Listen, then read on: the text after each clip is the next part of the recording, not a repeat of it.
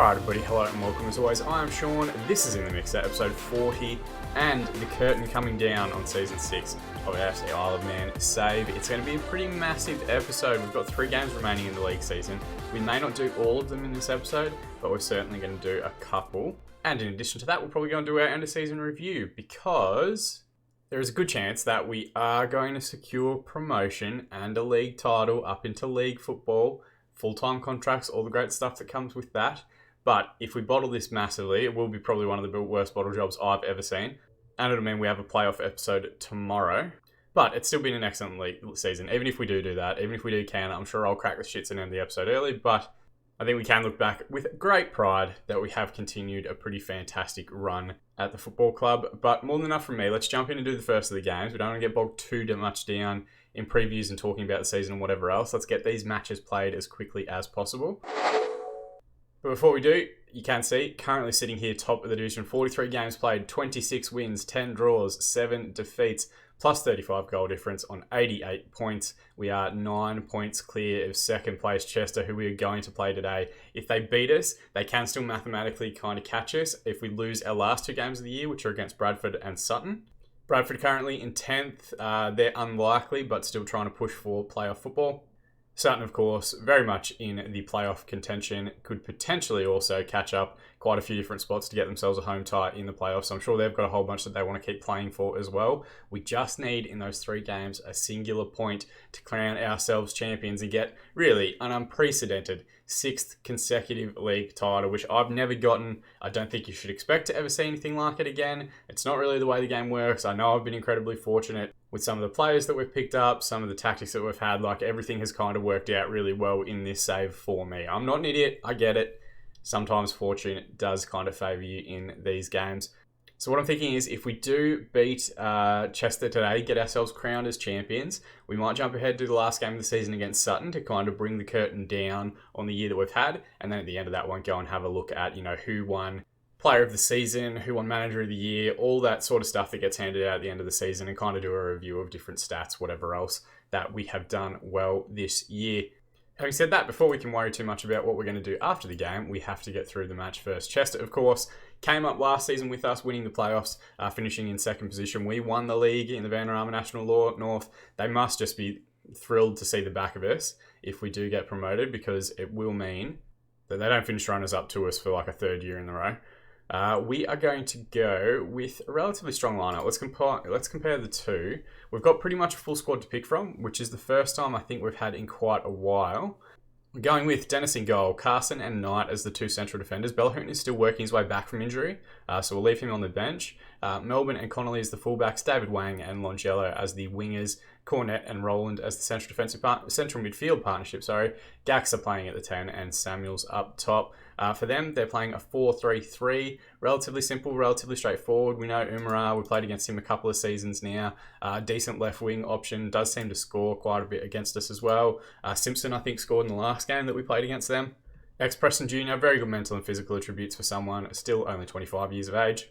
Pretty excellent technical ability for this level as well. He's getting paid an insane amount of money, and I think that's probably the big thing that we should call out as well. We're still paying guys like, 100, 300 pound a week. Our highest earner, Austin Samuels, is only on 600 pound, whereas Chester are playing this guy who's not anything better than what we've got, $2.5 grand. So, like, the disparity between wages and money spent and all that sort of stuff is absolutely crazy, and it's only going to get worse next season if we do go up.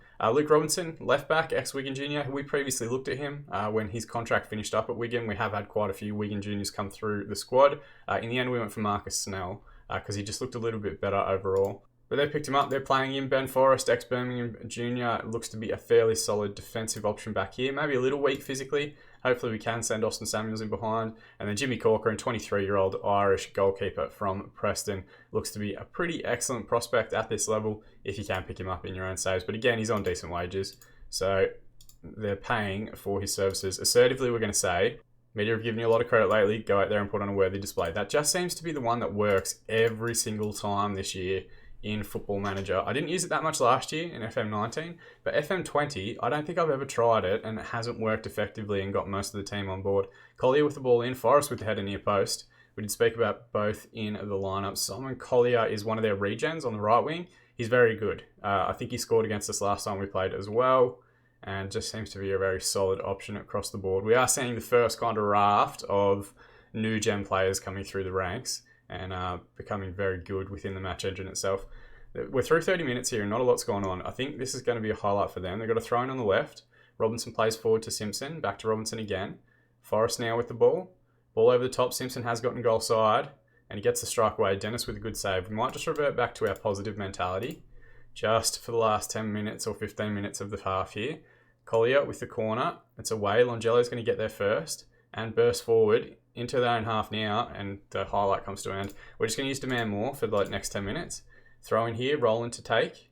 Across towards Cornette, who gets the header there, but it was always just whizzing past the far post. Everyone seems focused after the feedback from the touchline. That's what we want to see. Just get through to half-time, boys, without conceding, so that we can kind of review how we're doing in the second half.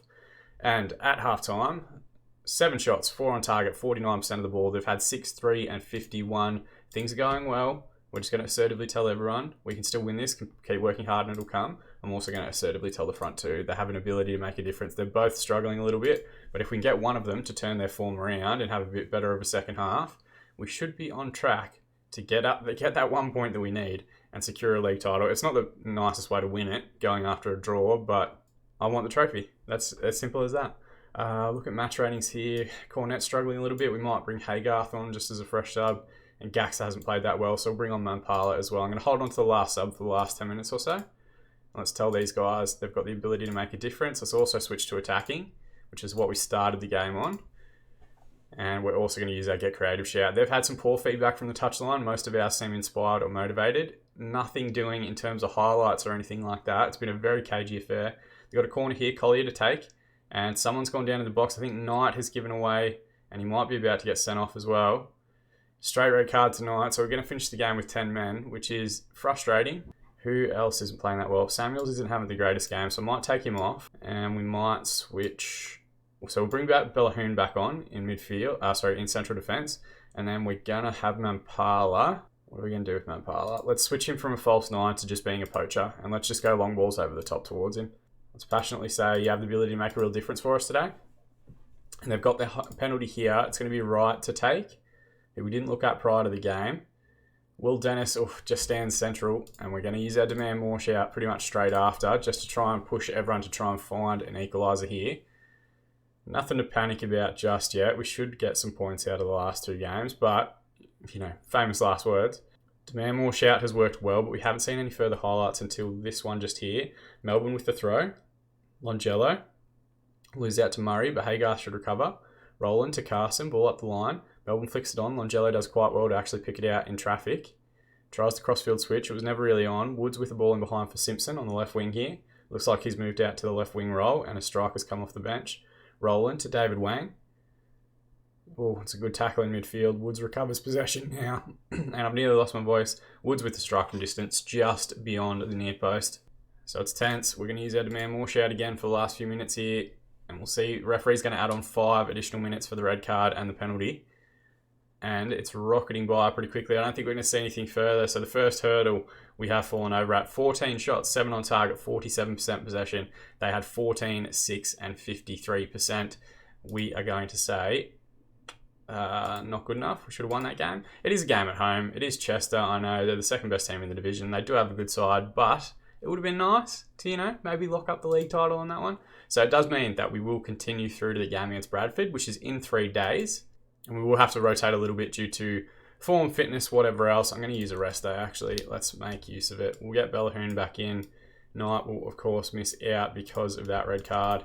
And let's go rest for 1 day. And now, magic of editing, we're going to jump forward to the game against Bradford and look at the 2 lineups.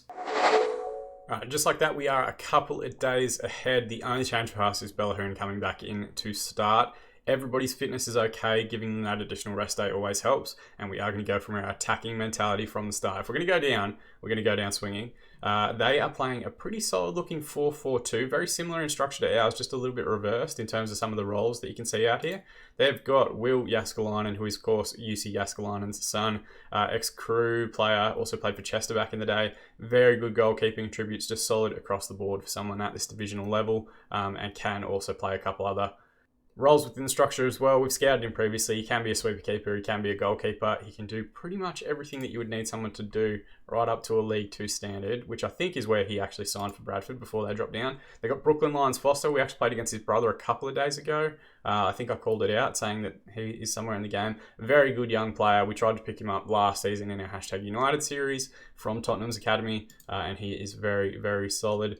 Spence in midfield, a decent player. Sion Spence, good technical ability here. Really, anytime you can see like 5 or 6 things in double figures at a Vanarama national level, it's pretty exceptional, and he looks to be a solid player. And then up top, Swan, their leading goal scorer.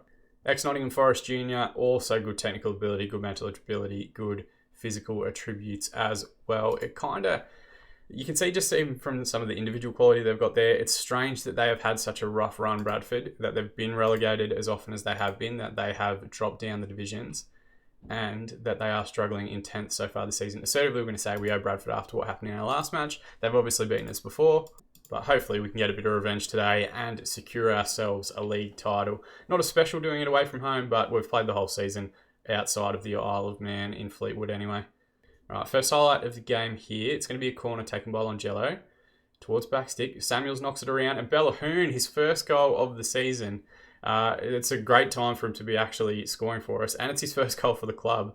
Now, I don't know if that's actually correct, because we did actually let him go on a non-contract and then he signed again. Bellahoon, like just a good scrappy finish from the corner, just tried to get something on it, sent it goalwards, and we go a goal up, which puts kind of one hand on the league title. Ball forward here, Lyons Foster recovers, plays it out towards the left now. Wood, the overlapping fullback, can he get a ball back in? Goes square to Spence in midfield. Back to Wood again.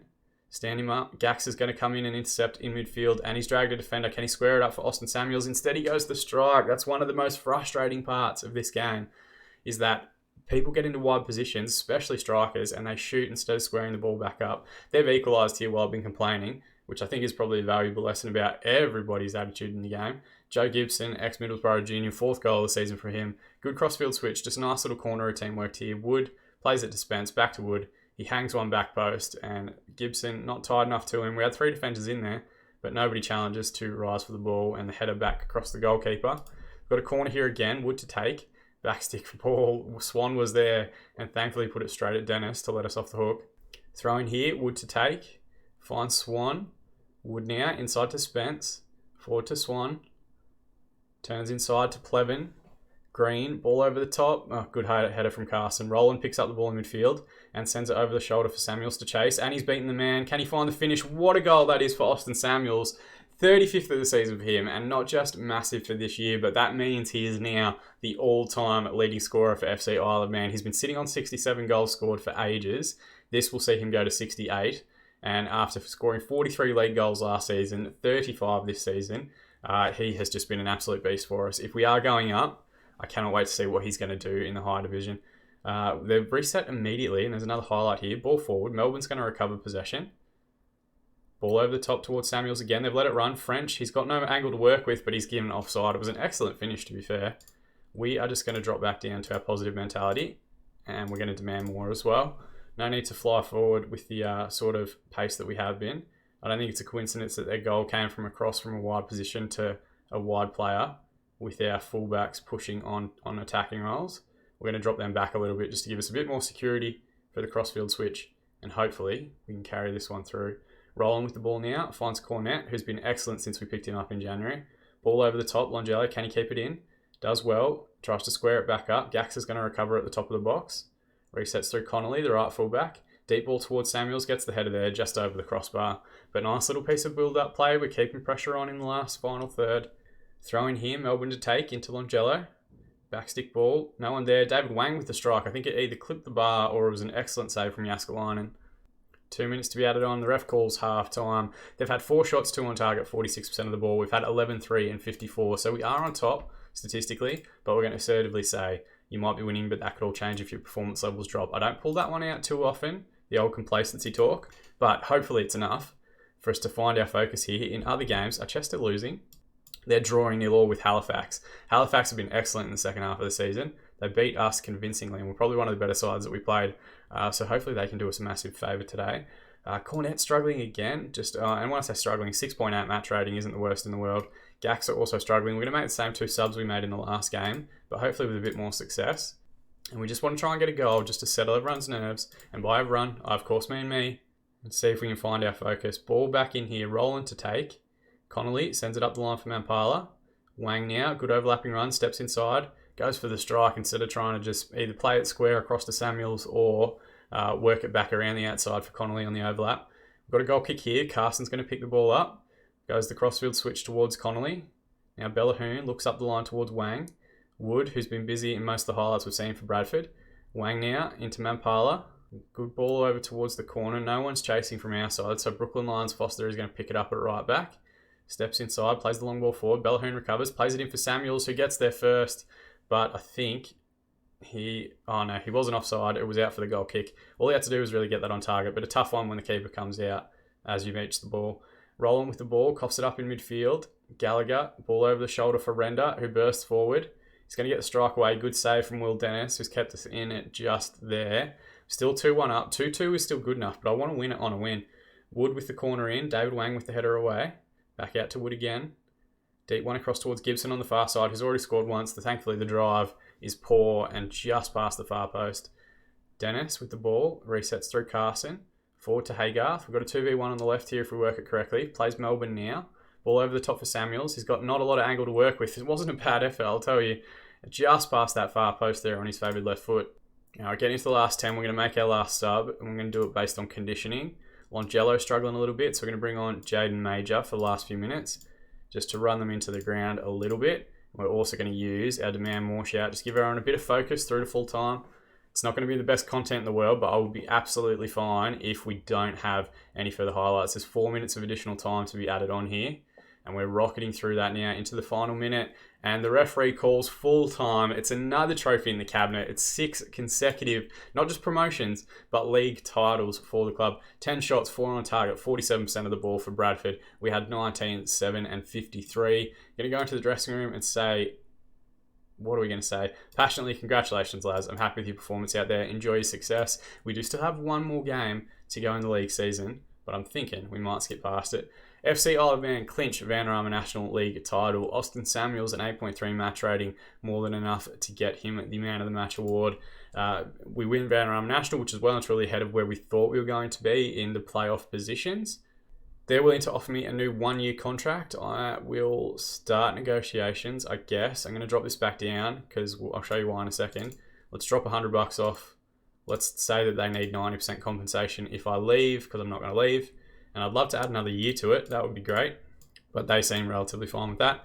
F's teams secure playoff spots, so Grimsby, Cambridge, Sutton have all guaranteed themselves playoff positions. And with a place in Sky Bet League 2 assured, it has been officially confirmed that the club will go full-time with immediate effect. In addition, the FC Isle of Man board have also increased the amount of staff you will be able to hire. Our initial budgets, they're not great, but the board have set an initial wage budget for the coming season at $12,000 per week and the transfer budget at $0. That is still less than some of the clubs that we're currently playing against in the Vanarama National, but we are going to keep an eye on a whole bunch of different players getting released from higher division clubs and see if we can pick them up. What is it? Our bonuses for winning the league. Austin Samuels, James Rowland, Christian Norton all getting $2,000. Christian Norton's leaving the club. I can't believe we've actually had to pay that out. FC Isle of Man fans worship in the mixer. The fans of FC Isle of Man will be nursing hangovers tomorrow after the team led by Sean in the mixer brought home the Vanarama National League. 20-1 preseason odds. I wish I'd have put a bet on it. I wish that was an option, actually. I mean, they'd get the club in trouble, but I wish it was doing well. Board thrilled that we won the division, the highest performance rating we can get, and 20 players receive awards for games played this season. The interesting one I'm curious about is our backup goalkeeper. I don't think he gets one because I don't think he made an appearance, even though he was on the bench every single game of the year. Will Dennis, just like 53 appearances, he does not miss games at any point. And even Christian Norton, with his 2 appearances, gets himself amongst the medals. Samuel shines as FC Isle of Man win. We're going to give him praise. Thank fuck we've got some of these guys locked into longer term deals, that they're here for a few more years. But we do now have to start transitioning them all to full-time contracts, which will be something that we'll complete during the off-season. We'll work our way through it and we'll go from there. There's most players that we will try and hold on to. There's a couple of maybe guys, like you can see here, David Wang, Vucevic, Dennis, Nakia, I'm not 100% sure on. So we'll just see how we go. What we might do is magic of editing. We're going to jump past the game against Sutton now, and we're going to come back and do a bit of a season review. We'll look who wins the awards throughout the course of the year, and we'll also go through and have a look at the stats throughout the course of the season and see what we did well and what things we might want to improve on during the off-season. All right, so we are a week and a bit ahead. We drew 1-1 with Sutton. It was a come-from-behind victory. We're not going to worry too much about that. We will go through the end of the league and all that sort of stuff in a moment, but here are the first round of awards for the end of season. A few different players have been inducted into the overall best 11, which is great to see. David Wang being one who moves into the bench. And then Kai Knight randomly kind of out of nowhere jumps in there as well. Austin Samuels, despite being our leading all-time scorer, still cannot get off the substitute bench. I think this might be based on average rating, which is what I'm starting to think, whereas he's playing against better opposition. If he doesn't play well, he gets a 6.1. Guys like Thompson and Ball, while they were excellent for us, like Ball got 67 goals in like 57 games, an insane strike rate. And Thompson was very good the season that we had him as well, 48 and 51. I don't necessarily think they are better than what Austin Samuels has been for us. Of course, it's still in our old 4-2-4 shape that we were playing in the previous lower divisions. Ure on the right, Omprion, who we haven't seen in a little while, still at Hereford, still doing quite well. Hodgson is in there, Haygarth's in there, despite both of them kind of dropping back and losing their positions this season. Bellahoon and Carson, who have played most of the season. Melbourne and Connolly, who've played most of the season. Dennis, who's played most of this season as well. So very much a contemporary backline from what we're looking at.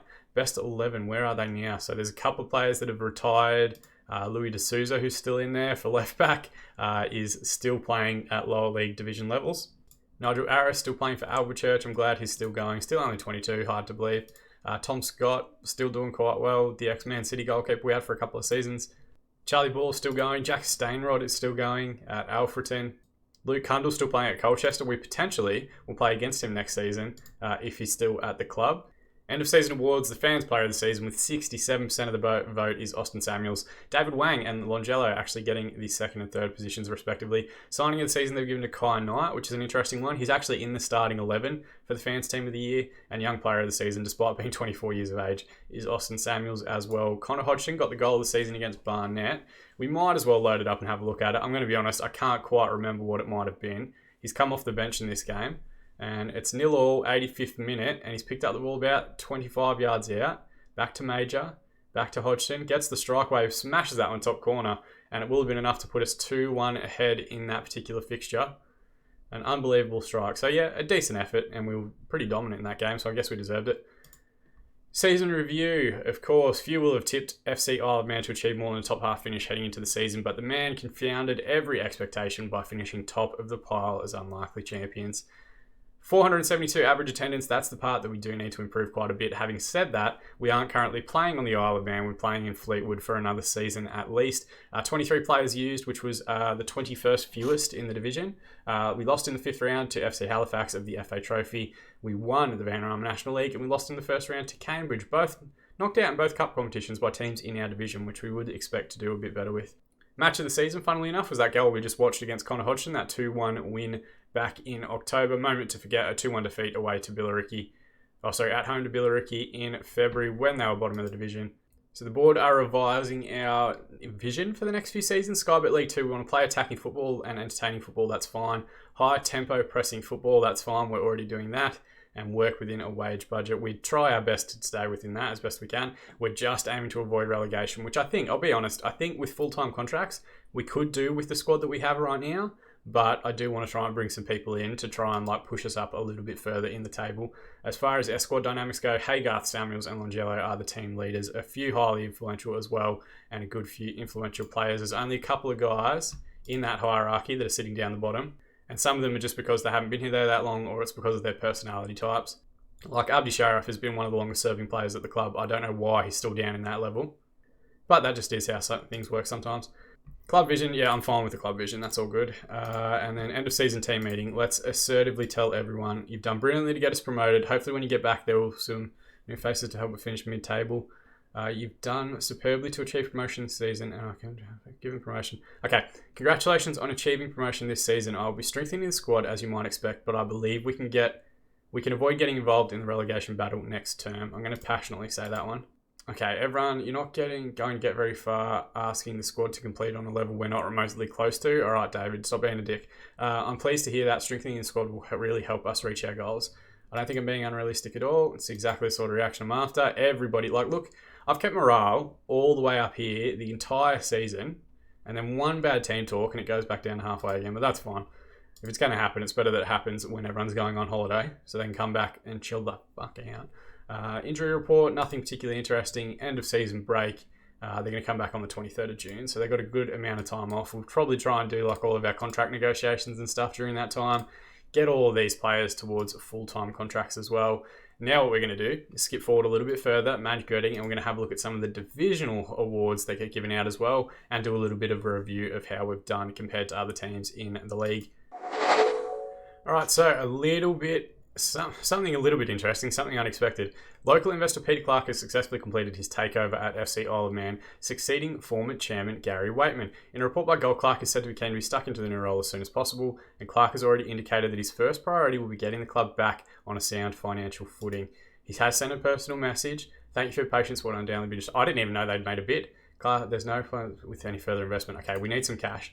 Brief update from the board. They're all relatively happy, which is fine.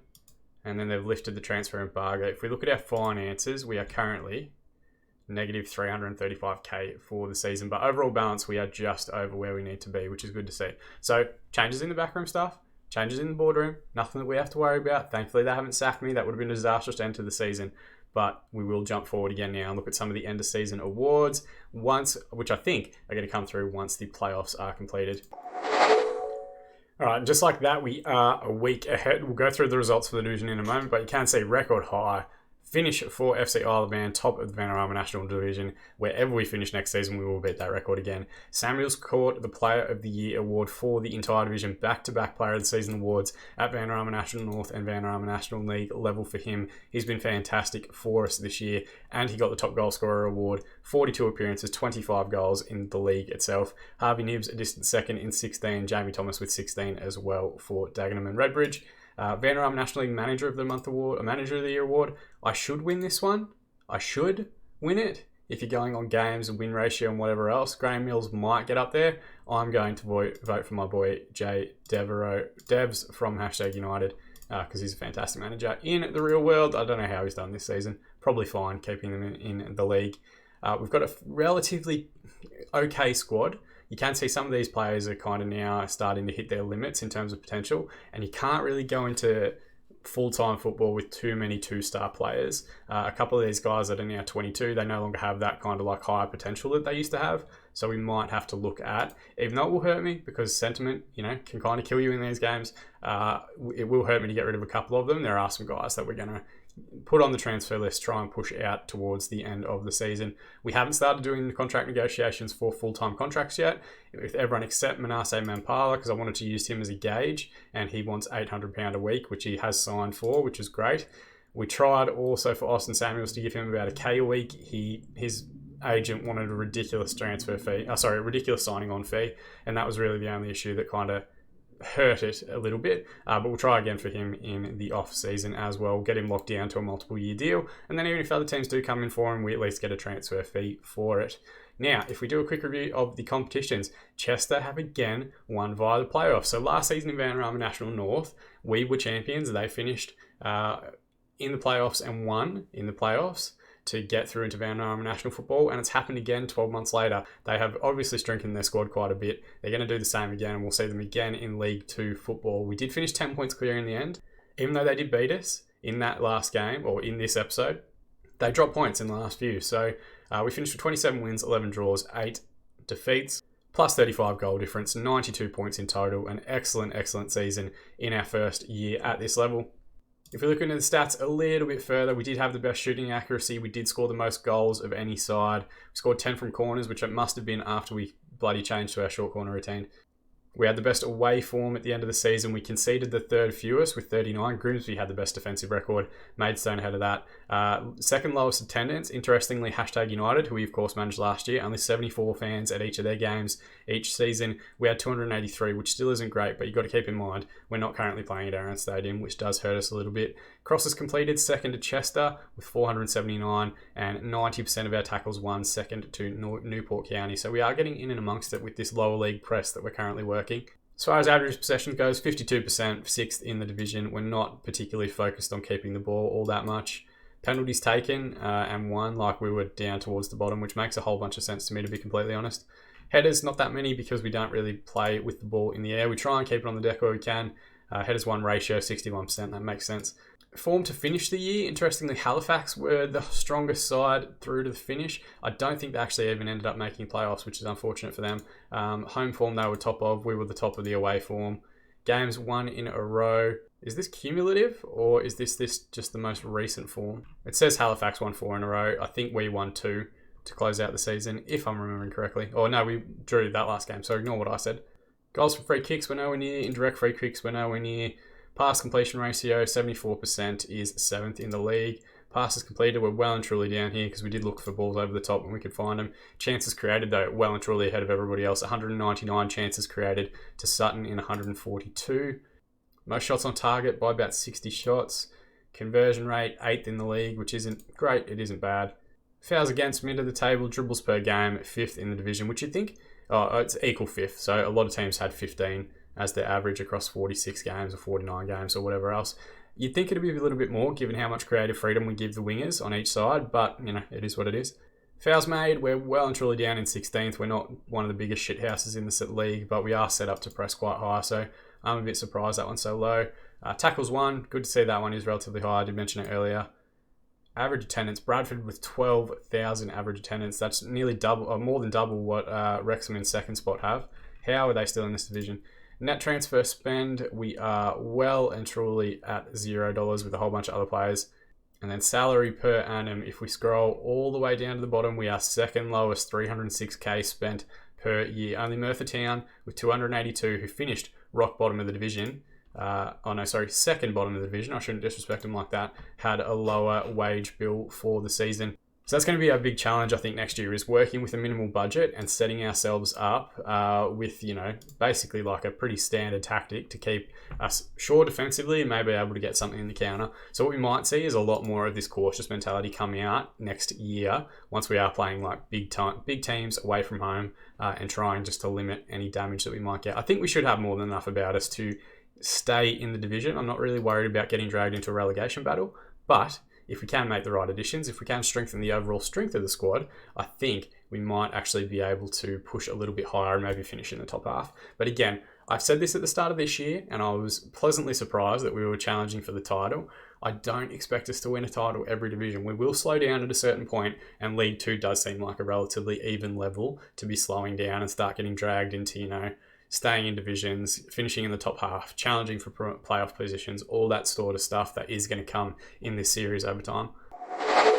It has been an absolute monster episode, but episode 40, like the finish of season 6, guaranteeing ourselves getting into league football and doing it on the back of 6 consecutive promotions. I wanted to take the time to actually go through it and do it properly. If you guys want to continue supporting the channel, drop a like on this video, please that YouTube algorithm so that your community continues to grow, so that more people get eyes on the actual product. You can subscribe to the channel if you haven't already and want to be kept up to date on future videos as they are continually released throughout the course of the year. Now, one of the things that I probably should mention now is that next week we are going to take a little bit of a break. There's not going to be no Football Manager content, given that we're now 40 episodes through, given that we are making the jump to full-time football. I do want to kind of take a little bit of time with this off-season break. So what we're going to do is we're going to bring back next week our One Season Wonder series. We have already done one with Manchester United, and next week we're going to be doing one with Paris Saint-Germain, and we're going to try and push to win the Champions League title. So just to break up our content a little bit, we're going to have 1 week next week with a One Season Wonder save. Hopefully you guys will enjoy it. If you do have suggestions for your own One Season Wonder saves, chuck them in the comment section below. I will, of course, add them to the list and we'll respond to them throughout the course of the year and continue to sprinkle them in here and there when we want to break up some of the content throughout the course of the seasons. More than anything though, guys, thank you for the continued support on the channel. Thank you for the continued support on the series. I've been Sean, and I'll see you all again in the mixer.